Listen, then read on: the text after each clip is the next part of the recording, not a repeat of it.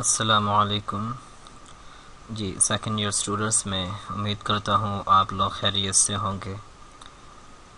हमने previous lecture में idioms को डिस्कस किया था और आज के इस लेक्चर में हमने जो ग्रामर के रूल्स हैं उनको डिस्कस करना है। करेक्शन ऑफ सेंटेंसेस, इनको हमने डिस्कस करना है। ये आपको बोर्ड में आएंगी और आपको 4 ऑप्शंस गिवन होंगी। तो यहाँ पर मैं रूल्स को डिस्कस करूँगा। अगर आपके जहन में रूल्स होंगे तो एग्जामिनर आपको जैसे मर्जी एग्जांपल दे दें, आप इजीली उसको कर सकेंगे। ठीक है, तो असल चीज़ होती है वो आपके जहन में रूल होना चाहिए। ठीक है ना, तो चलिए स्टार्ट करते हैं। हमारा पहला सेंटेंस है he hates with Lubna. He hates with Lubna. अब ये एक सेंटेंस गिवन है, ये इनकरेक्ट है और हमने इसको करेक्ट फॉर्म में लिखना है। एक बात याद रखिएगा कि ये 2 वर्ड हैं, एक है हेट और एक है लव। हेट और लव, इन दोनों वर्ड्स के बाद विद नहीं आता, यानी कि जो करेक्ट आंसर होगा ही हेट्स लुबना। ठीक है ना, तो हेट और लव, इन दोनों के बाद विद का वर्ड हम इस्तेमाल नहीं कर सकते। चाहे एक के साथ यूज़ किया गया हो, चाहे 2 के साथ, चाहे जितना मर्जी यूज़ हो, आपने इतना याद रखना है कि हेट और लव, इन दोनों के बाद आपने विद का इस्तेमाल नहीं करना। क्लियर? तो ये एक इजी एग्जांपल थी। इसके बाद नेक्स्ट है he lives miserly. He lives miserly. अब हमने यहाँ पर ये देखना है कि मिस्टेक क्या है और हमने इस मिस्टेक को दूर कैसे करना है। यहाँ पर बच्चों एक बात याद रखिएगा कि ये जो लफ्ज़ माइजरली, ये एडवर्ब नहीं है, ये एडजेक्टिव है। असल में हम यहाँ पर बहुत मार खा जाते हैं। ये एडजेक्टिव है, एडवर्ब नहीं है। अगर ये एडवर्ब होता तो हमें प्रॉपर वे में कोई आंसर मिलता, यहाँ पर कोई ऑब्जेक्ट मौजूद होता, कोई एक्शन प्रॉपर वे में मौजूद होता। ये एडजेक्टिव है और लिव्स ये हमारा वर्ब है। तो वर्ब के बाद अगर एडजेक्टिव फौरन आ जाए तो हमें प्रॉपर वे में हमें लिखने के लिए इसको हम जो जहाँ पर वर्ब हो, जहाँ पर एक्शन हो, वहाँ पर एडजेक्टिव नहीं आ सकता। पहली बात यह है, एडजेक्टिव हमेशा स्टेट ऑफ बीइंग में, स्टेट ऑफ बीइंग के जो सेंटेंसेस होते हैं उनमें एडजेक्टिव ज़्यादातर आता है। ठीक है ना।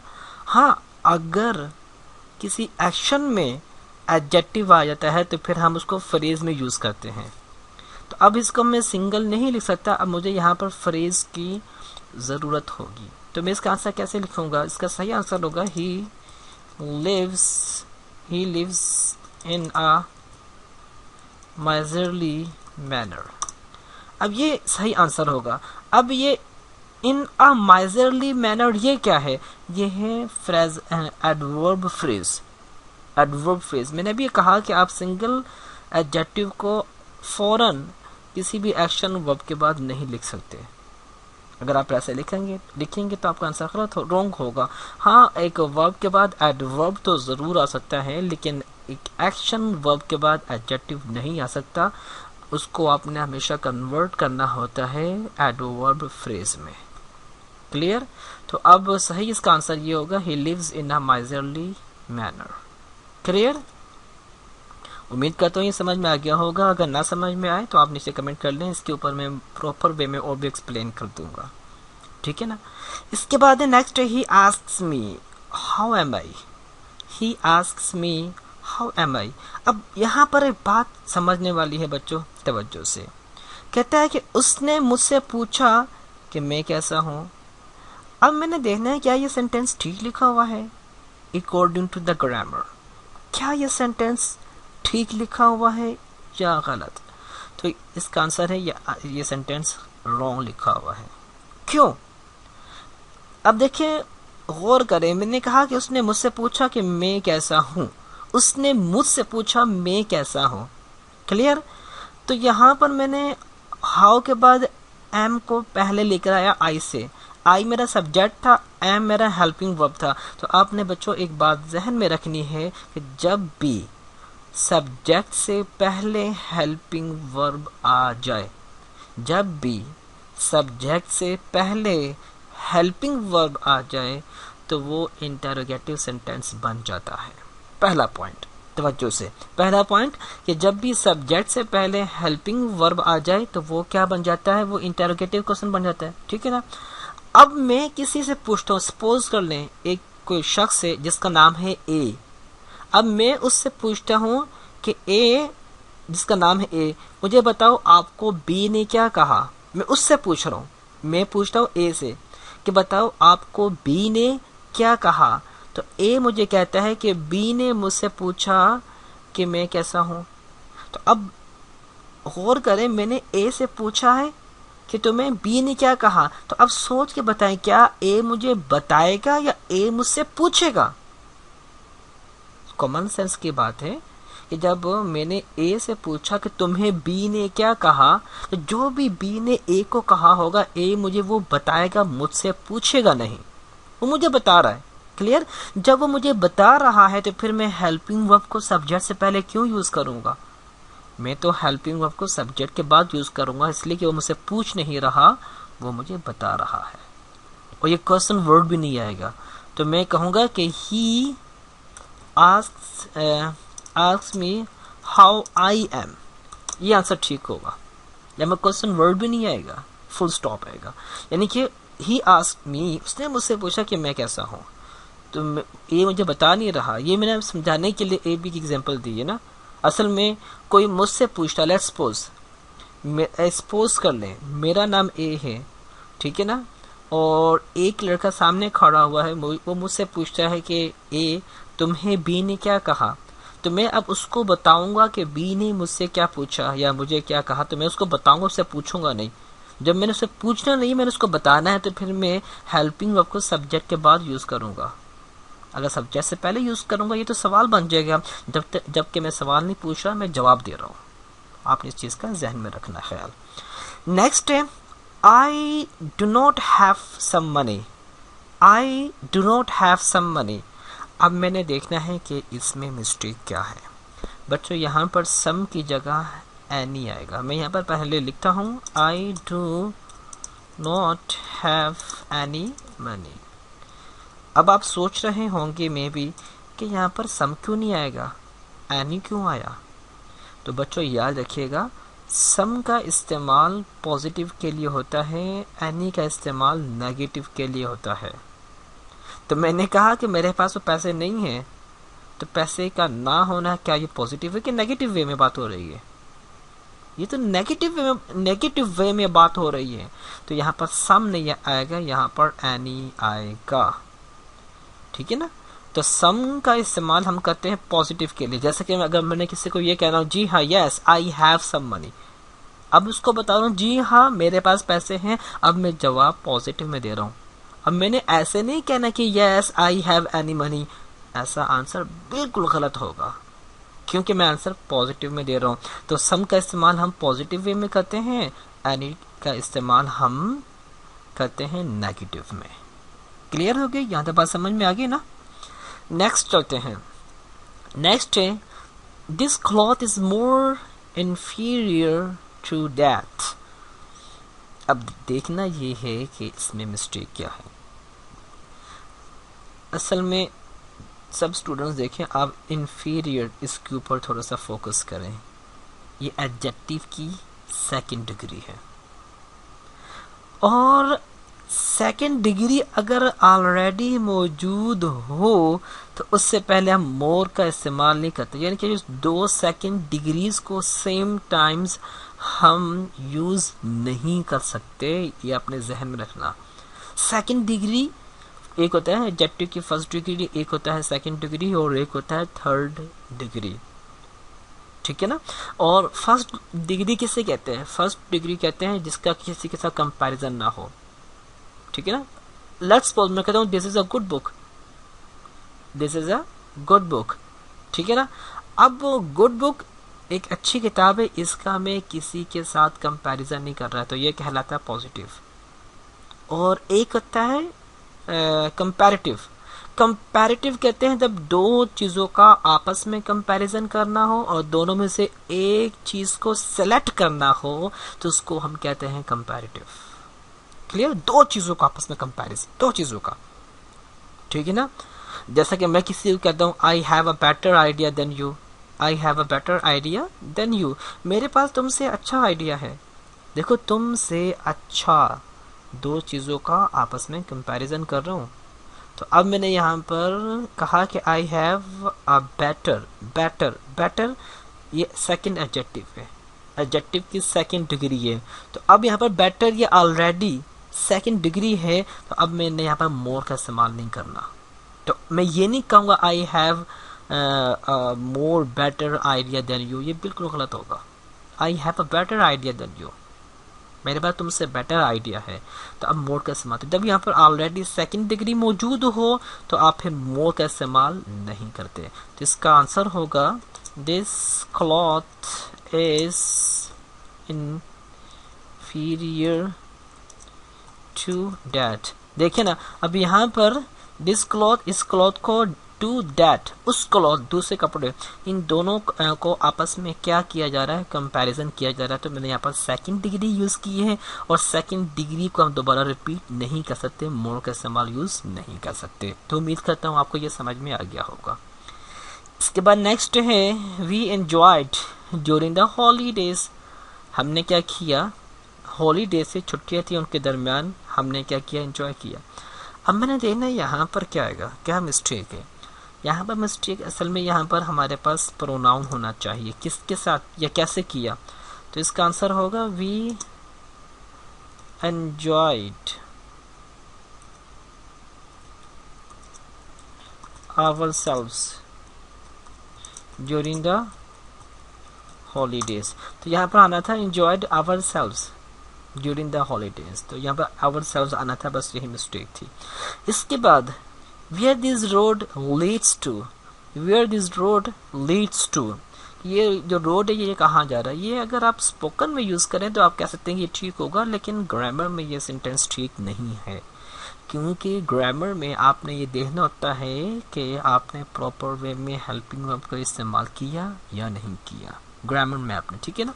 तो यहाँ पर वो कहते हैं where this road leads to, ये प्रेजेंट इंडेफिनिट टेंस है। तो अब हमें यहाँ पर या तो डू चाहिए या तो डज चाहिए, ठीक है ना। ये स्पोकन में ये बिल्कुल ठीक है, स्पोकन में अगर आप यूज़ करेंगे ये सेंटेंस बिल्कुल ठीक है, लेकिन ग्रामर में ये वर्ड ठीक, सेंटेंस ठीक नहीं है। तो अब मैं कहूँगा where does this road lead to, leads नहीं आएगा, लीड्स की जगह लीड्स खत्म हो जाएगा, लीड्स नहीं आएगा, लीड आएगा और यहाँ पर डज का इस्तेमाल होगा। इसके मैं प्रेजेंट इंडेफिनिट टेंस है, इसके ऊपर मैं वीडियो बना चुका हूँ, पहले से लेक्चर रेडी कर चुका हूँ, ठीक है ना, आप उसको भी देख लीजिएगा। इसके बाद नेक्स्ट है hardly had she entered the room then she began to cry, ठीक है ना। ये कब यूज़ करेंगे, हार्डली का मतलब है बमुश्किल, बमुश्किल या अभी अभी वो कमरे में दाखिल हो ही नहीं कि उसने रोना शुरू कर दिया। इस सेंटेंस में कोई भी मिस्टेक नहीं। अगर आपको ऐसा सेंटेंस कहीं पर भी नज़र आए ना, हार्डली हैड शी, हार्डली के बाद हैड नज़र आ जाए, ठीक है ना, और दो सेंटेंसेस हों, तो आपने ये याद रखना है कि यहाँ पर देन की जगह व्हेन आएगा, ठीक है ना। यानी कि hardly had she entered the room, then की जगह व्हेन आएगा, when she began to cry, that's it. तो आपने ये जहन में रखना है, हार्डली हैड के बाद हार्डली हैड जहाँ पर भी आपको नज़र आ जाए तो यहाँ पर आपने देन की जगह व्हेन का इस्तेमाल करना है, ये आपने जहन में रखना है। क्लियर? इसके बाद I am much please to hear it, I am much please to hear it. अब हमने देखना है कि इसमें मिस्टेक क्या है। असल में यहाँ पर जो मिस्टेक है ना, ये सेंटेंस ओल्ड अगर हम देखें ट्रेडिशन में तो फिर कुछ ठीक है, लेकिन ग्रामेटिकली मॉडर्न वे में ये सेंटेंस ठीक नहीं है। यहाँ पर मच की जगह वेरी आएगा, वेरी। तो मैं कहूँगा I am very pleased to, sorry please to hear it, ये सुनकर मैं बड़ा खुश हुआ। तो यहाँ पर मच की जगह वेरी आएगा, ठीक है ना। ये ओल्ड ट्रेडिशन में ये मच का इस्तेमाल होता था, अब इसका इतना इस्तेमाल नहीं होता। इसके बाद ही रन्स वेरी फास्टली, अब हमने देखना है कि इसमें मिस्टेक क्या है। ही रन्स वेरी फास्टली, वो बहुत तेज़ी से भागता है। तो बच्चों ये फास्टली असल में एडवर्ब है, और एडवर्ब की ये बात तवज्जो से सुनिएगा। अक्सर जो एडवर्ब होते हैं ना, एडवर्ब ऑफ मैनर, उनके एंड में एल वाई आता है, एल वाई, यहाँ लिखा भी हुआ एल वाई। लेकिन आपने बात याद रखनी है कि जो फास्ट है इसका एडवर्ब फास्टली नहीं होता, इसका एडवर्ब फास्ट ही होता है, ठीक है ना। तो इसका होगा he runs very fast, fastly नहीं। नो डाउट कि ये एडवर्ब है, और एडवर्ब के एंड में मैंने भी कहा नॉर्मली एल वाई आता है नॉर्मली, लेकिन इसका जो वर्ड है फास्ट, ये ऐसे का ऐसा रहेगा, फास्टली कभी नहीं लिखा जाएगा, ये हमेशा फास्ट ही लिखा जाएगा। क्लियर। इसके बाद this water is very cold to drink, ये पानी इतना ठंडा कि मैं पी नहीं सकता, ये सेंटेंस रॉन्ग है। ये बात आपने याद रखनी है कि कोई भी ऐसी चीज़ जो हमारी लिमिट से बाहर हो या हमारी बर्दाश्त से बाहर हो, ठीक है ना, तो तब हम यहाँ पर TOO का इस्तेमाल करते हैं, उसके बाद एडजेक्टिव का इस्तेमाल करते हैं। मैं भी यहाँ पर लिख कर दिखाऊंगा, आपने परेशान नहीं होना।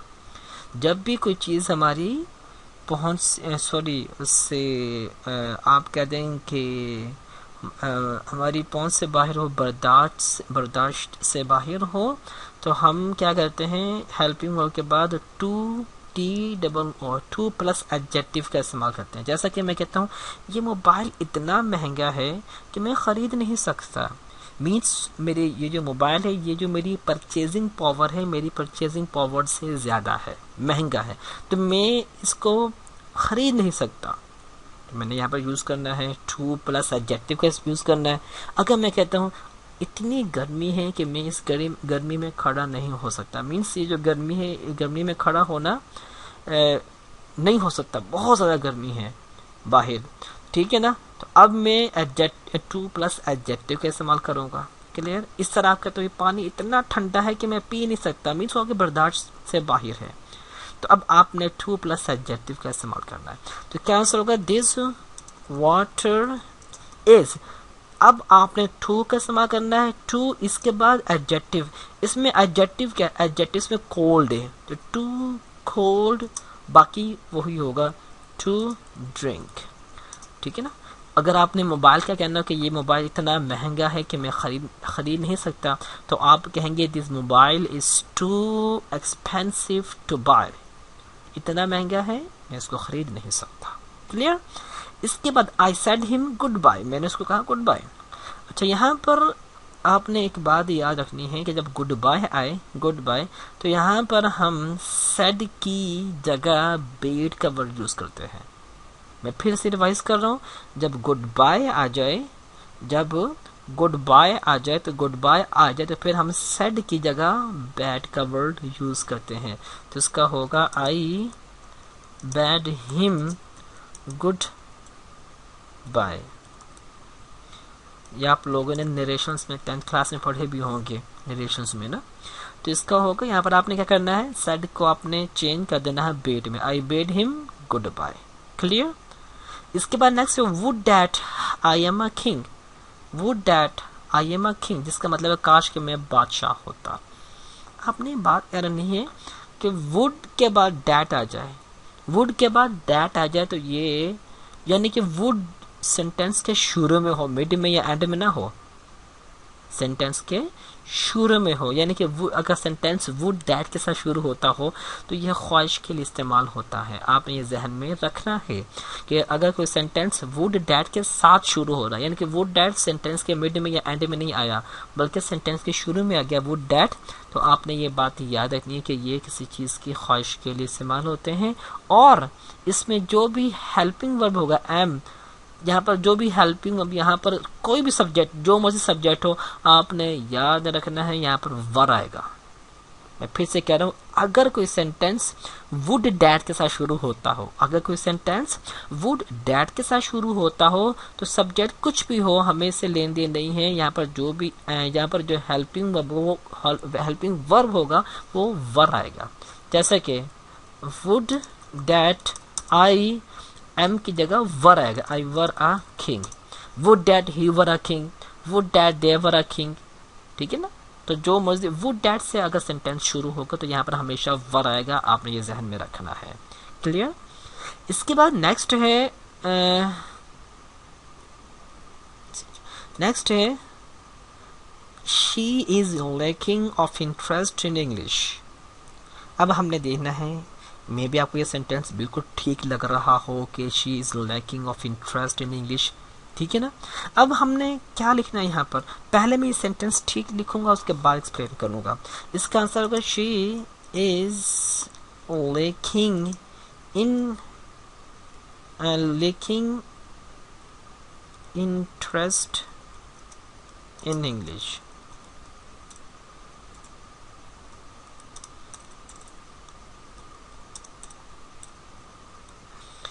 अब आपने एक चीज का ख्याल रखना है, तवज्जो से सुनिएगा। She is lacking interest in English, मैंने ये सेंटेंस ये लिखा हुआ है, ये सेंटेंस बिल्कुल ठीक लिखा हुआ है, ये सेंटेंस रॉन्ग लिखा हुआ है। अब आप बच्चे बहुत कंफ्यूज होंगे कि ये क्या है, क्योंकि आपने हमेशा सुना होगा लैक के बाद ऑफ आता है, lack of money, lack of time, clear, lack of honesty, यानी कि आप बहुत जगह आपने लैक ऑफ विजडम, ठीक है ना, लैक ऑफ टाइम, यानी कि लैक के बाद हमेशा आपने ऑफ सुना होगा। मैंने यहाँ पर कह दिया लैकिंग इंटरेस्ट इन। तो बच्चों एक बात सुनिएगा, लैक और लैकिंग, लैक एंड लैकिंग, ये दोनों अलग अलग वर्ड्स हैं और दोनों के अलग अलग मीनिंग हैं। लैक नाउन को कहते हैं बच्चों, लैकिंग जो होता है ये एडजेक्टिव को कहते हैं, आई समझ। लैक कहते हैं नाउन को, लैकिंग कहते हैं एडजेक्टिव, दोनों में डिफरेंट है। लैक का मतलब होता है किसी चीज की कमी होना। मैं कहता हूँ आई लैक ऑफ मनी, कोई कहता है मेरे पास पैसे की कमी है, ठीक है ना।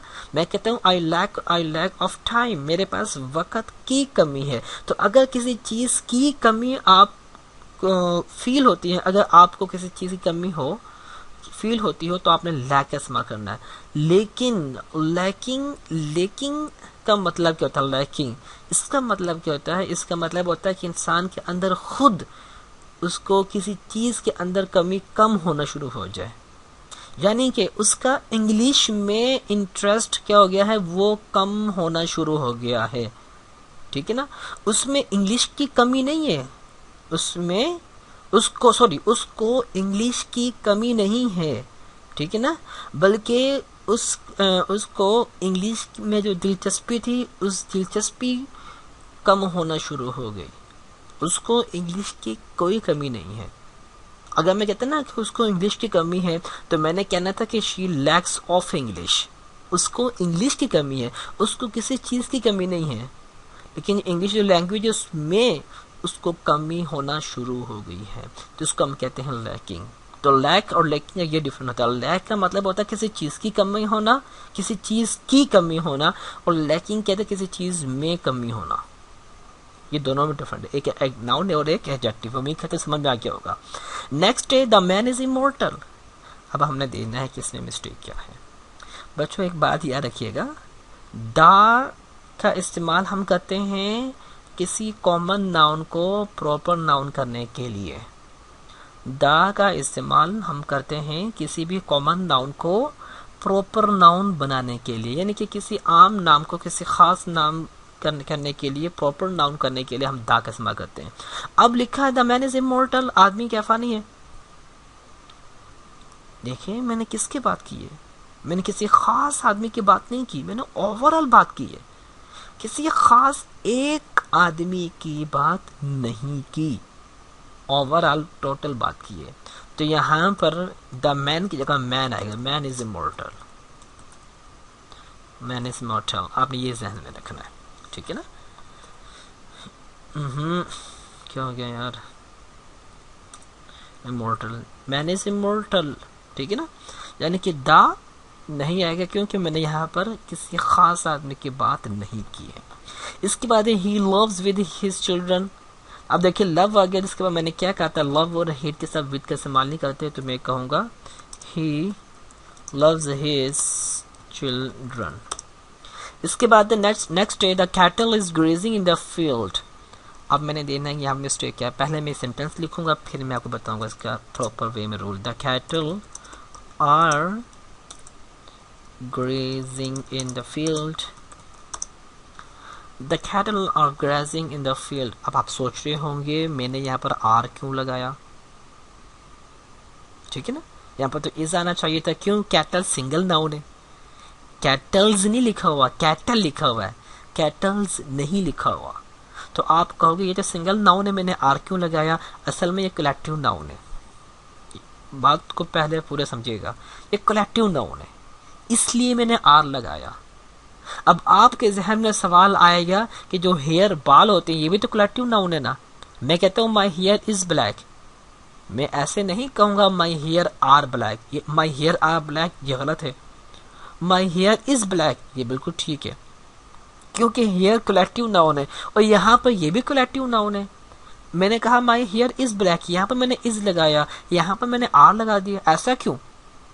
असल बात यह है कि जो कैटल वर्ड है यहाँ पर जो यूज हुआ है, जो कलेक्टिव नाउन होते हैं उसकी दो टाइप्स होती हैं, एक होता है सिंगल कलेक्टिव नाउन और एक होता है double collective noun. Double collective noun कहते हैं ऐसा कलेक्टिव नाउन जो कि हो तो सिंगल, कलेक्टिव नाउन हमेशा सिंगल ही होता है, पहली बात तो ये है, ठीक है ना, हमेशा सिंगल होता है, लेकिन जब वो प्लूरल को शो कर रहा हो तो उसको हम कहते हैं डबल कलेक्टिव नाउन, जहाँ इसको हम कहते हैं प्लूरल कलेक्टिव नाउन। तो ये आपका प्लूरल कलेक्टिव नाउन है, तो यहाँ पर आर आएगा, द आ गया इसलिए the cattle are grazing the field, तो यहाँ पर आर आएगा, इस नहीं आएगा। इसके बाद she congratulated me for my success, तो ये तो आपको पता होगा, खैर ये फॉर की जगह ऑन आना है, she congratulated me on my success, ये तो आपको पता होगा, यहाँ पर ऑन आएगा, माई नहीं आएगा। ही गिव मी फ्यू रुपीज, अब हमने देना है यहाँ पर, ये इसके बारे में एक रूल सुनिएगा, पहले मैं यहाँ पर लिख दूँ, इसका आंसर होगा he give me a few rupees. असल में एक होता है फ्यू रुपी, फ्यू, और एक होता है अ फ्यू, दोनों में क्या डिफरेंट है, फ्यू और अ फ्यू में क्या फ़र्क है। तो फ्यू कहते हैं चंद एक, अ फ्यू का मतलब होता है चंद एक, लेकिन फ्यू का मतलब होता है ना होने के बराबर, और अ फ्यू का मतलब होता है कुछ, ठीक है ना, यानी कि फ्यू का मतलब होता है ना होने के बराबर, और मीन्स अ फ्यू मीन्स कुछ। जैसे मैं कहता हूँ I have few rupees, I have few rupees, मेरे पास कुछ पैसे हैं लेकिन ना होने के बराबर है। और मैं कहता हूँ I have a few rupees, मेरे पास कुछ पैसे हैं, यानी कि इतने पैसे हैं कि काम, या इतना पैसे हैं कि गुजारा हो सकता है। तो फ्यू का मतलब होता है बिल्कुल ना होने के बराबर, और अ फ्यू का मतलब होता है पॉजिटिव वे में इस्तेमाल होता है कि कुछ पैसे हैं जिससे हम गुजारा कर सकता। क्लियर। अब आप कहोगे कि दोनों सेंटेंस ठीक है ना, लेकिन इस केस में मोस्टली जिसको हम प्रेफर करते हैं वो हम अ फ्यू का इस्तेमाल, अ फ्यू को ज़्यादा प्रेफर करते हैं। तो यहाँ पर हमारा आंसर होगा he give me a few rupees, few rupees नहीं, अ फ्यू रुपीज। क्लियर, क्योंकि अ फ्यू पॉजिटिव के लिए इस्तेमाल होता है और जस्ट फ्यू नेगेटिव के लिए इस्तेमाल होता है। क्लियर। इसके बाद one should be respectful to his elders. मैंने आपको लास्ट टाइम में ये वीडियो बताई थी, मैंने उसमें करेक्शन के बारे में बताया था मैंने, कि जब यहाँ पर अगर नहीं पता तो आप उसमें देख लें, उसमें मैंने इसके बारे में डिटेल में बताया है। क्लियर, कि अगर सेंटेंस में वन हो तो यहाँ पर हिज का इस्तेमाल नहीं करना, बल्कि आपने यहाँ पर वंस का इस्तेमाल करना है। तो इसका होगा one should be respectful to one's elders. आपको मैंने कहा होगा कि वंस को आपने हमेशा, इसको आपने हमेशा इस्तेमाल करना होता है इस सब्जेक्ट के मुताबिक। अगर यहाँ पर ही होता तो यहाँ पर हिज आता, अगर यहाँ पर शी होता यहाँ पर हर आता, अगर यहाँ पर दे होता यहाँ पर देयर आता। अब यहाँ पर वन है तो यहाँ पर वंस आएगा, हिज नहीं आएगा। ठीक है ना। तो ये हमारा आज का टॉपिक था, कुछ सेंटेंसेस थे जो मैंने यहाँ पर करवा दिए हैं, ये बड़े इंपॉर्टेंट हैं, आप इनको अच्छे तरीके से करें। उम्मीद करता हूँ आपको समझ आ गया होगा। ये थोड़ा सा ट्रिकी है, अगर किसी को समझ नहीं आया तो आप नीचे कमेंट में क्वेश्चन कर सकते हैं, इंशाल्लाह आई विल रिप्लाई यू। अपना ख्याल रखिएगा। अस्सलाम वालेकुम, अल्लाह हाफिज़।